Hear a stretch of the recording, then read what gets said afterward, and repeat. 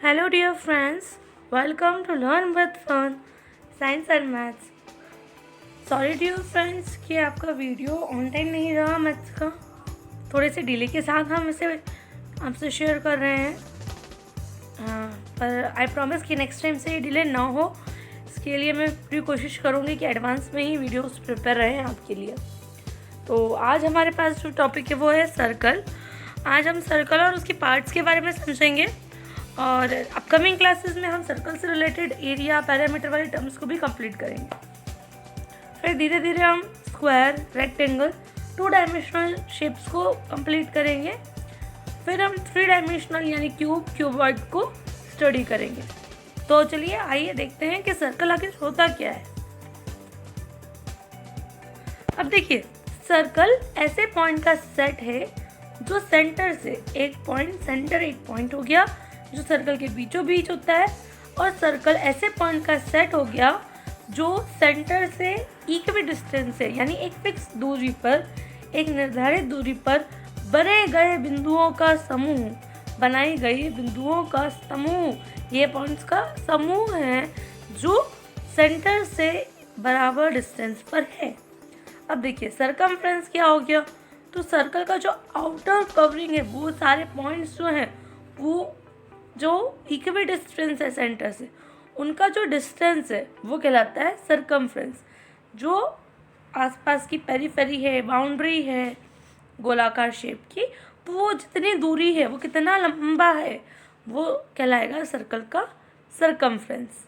Radius क्या हो गई, जो पॉइंट है ना, सर्कल का जो एक पॉइंट है वो सेंटर से यानी बीच के वो पॉइंट से जहाँ से सर्कल के सभी पॉइंट बराबर डिस्टेंस पर है, वहाँ से कितना दूर है, क्या डिस्टेंस है, वो कहलाती है रेडियस। अगर हम एक स्ट्रेट लाइन सेंटर से पास करते हुए बनाएं तो वो कहलाती है डायामीटर। और अगर ऐसे ही सेंटर के अलावा किसी और पार्ट से कोई लाइन पास हो रही है तो वो कहलाती है कॉर्ड। और डायामीटर सबसे बड़ी कॉर्ड होती है, डायामीटर भी एक तरीके की कॉर्ड होती है। और अगला है टेंजेंट।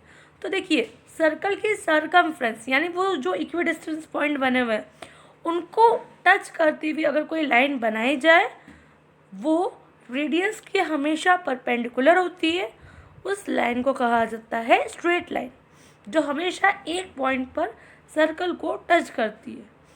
चलिए आगे बढ़ते हैं, आर्क, सेक्टर, सेगमेंट, इन सब को समझ लेते हैं।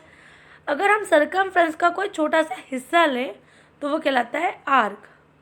अब आर्क से और 2 रेडियस से बाउंड होने वाला एरिया, यानी अगर 2 रेडियस बना दें और आर्क, तो इनके बीच में जो एरिया आ रहा है वो एरिया कहलाता है सेक्टर।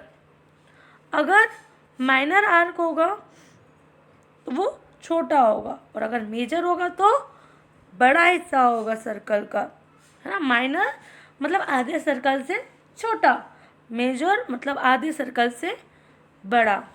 सेगमेंट क्या हो जाएगा, कॉर्ड और आर्क के बीच में लाई करने वाला, मतलब जो एरिया है कॉर्ड के एंड पॉइंट और आर्क के बीच में लाई करने वाला एरिया या रीजन, वो कहलाता है सेगमेंट।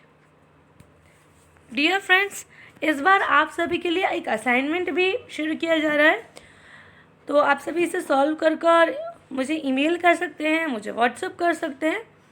आपको क्या करना है, आपको इस सर्कल में जो टर्म्स है इन्हें फिल करना है कि कौन सा पार्ट डायामीटर है, कौन सा आर्क है, कौन सा सेक्टर है, कौन सा रेडियस है और कौन सा पार्ट यहाँ पर सरकमफ्रेंस है।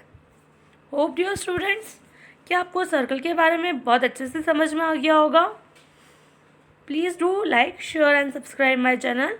और किसी भी तरीके का डाउट आता है या आपका कोई सजेशन है तो please do share it with me.